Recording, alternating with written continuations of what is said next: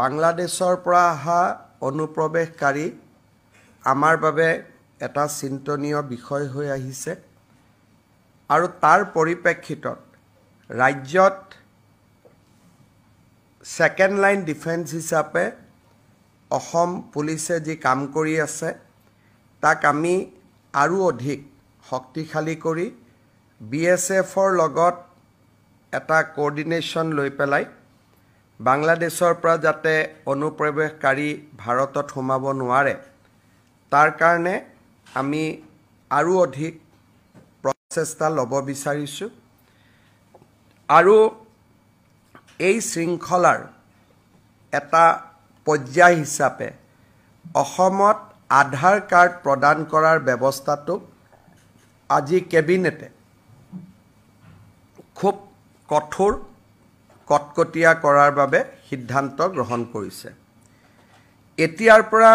ৰাজ্য চৰকাৰৰ সাধাৰণ প্ৰশাসন বিভাগে আধাৰৰ যেটো ষ্টেট লেভেল ভেৰিফিকেশ্যন আধাৰ কাৰ্ড দিয়াৰ আগতে কেন্দ্ৰীয় চৰকাৰে ৰাজ্য চৰকাৰৰ পৰা ভেৰিফিকেশ্যন বিচাৰে আৰু এই গোটেই প্ৰক্ৰিয়াটো তদাৰকি কৰাৰ বাবে ৰাজ্যৰ সাধাৰণ প্ৰশাসন বিভাগক নোডেল ডিপাৰ্টমেণ্ট হিচাপে কেবিনেটে আজিৰ পৰা ঘোষণা কৰিছে ইয়াৰ উপৰিও প্ৰত্যেকখন জিলা পৰ্যায়ত এজন এডিশনাল ডেপুটি কমিশনাৰক আধাৰ এনৰোলমেণ্ট ভেৰিফিকেশ্যন অৰ্থাৎ কোনোবাই আধাৰৰ বিচাৰিলে তেওঁ প্ৰপাৰ ভেৰিফিকেশ্যন কৰা হৈছে নে নাই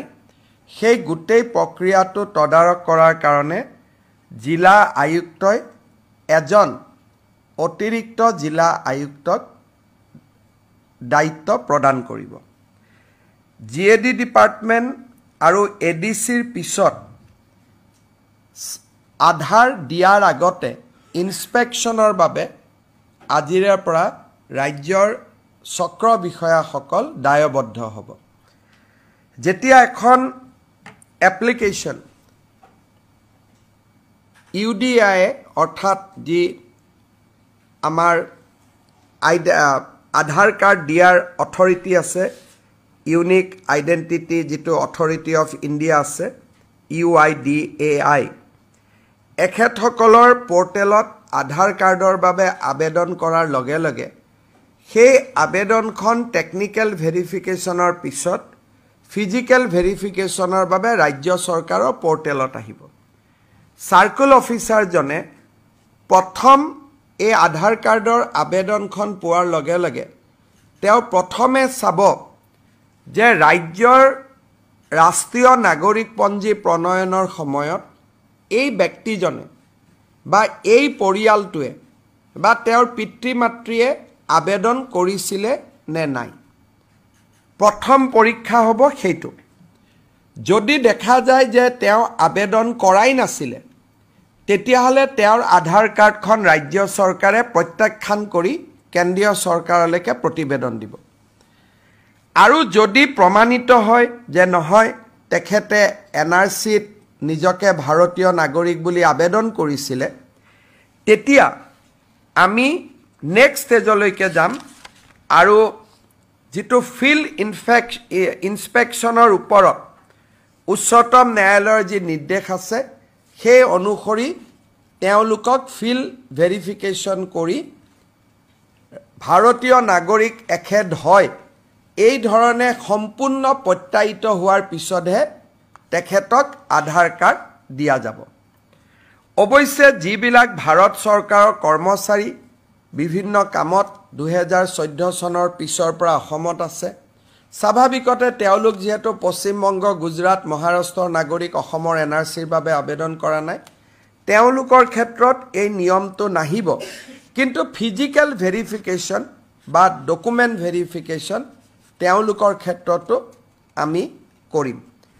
ইয়াৰ ফলত ৰাজ্যত আধাৰ কাৰ্ডৰ প্ৰদানৰ ব্যৱস্থাটো আমি অলপ টনকিয়াল কৰিব পাৰিম আৰু কোনো ধৰণৰ সন্দেহযুক্ত নাগৰিকে যাতে আধাৰ কাৰ্ড ল'ব নোৱাৰে তাৰ অন্তত আমি কিছু প্ৰতিবন্ধকতা সৃষ্টি কৰিব পাৰিম এই নিৰ্দেশ আমাৰ বহু অপেক্ষিত নিৰ্দেশ আছিল। সাৰ্কেল অফিচাৰসকলে নাজানিছিল যে কেনেকৈ আমি কাক আধাৰ দিব লাগে, কাক দিব নালাগে। আজিৰ পৰা এই SOPখন কাৰ্যকাৰী হোৱাৰ লগে লগে সাৰ্কেল অফিচাৰসকলে এটা নিৰ্দিষ্ট তদন্তৰ মাজেৰেহে আধাৰ কাৰ্ড দিব পাৰিব। এইটো এতিয়াৰ পৰা আৰু স্বয়ংক্ৰিয় ব্যৱস্থা হৈ নাথাকিব, যেন আধাৰ আবেদন কৰিলেই আধাৰ পাম তেনেকুৱা ব্যৱস্থা হৈ নাথাকিব। আজি কেবিনেটে ই এটা খুব ডাঙৰ আৰু গুৰুত্বপূৰ্ণ সিদ্ধান্ত গ্ৰহণ কৰিছে।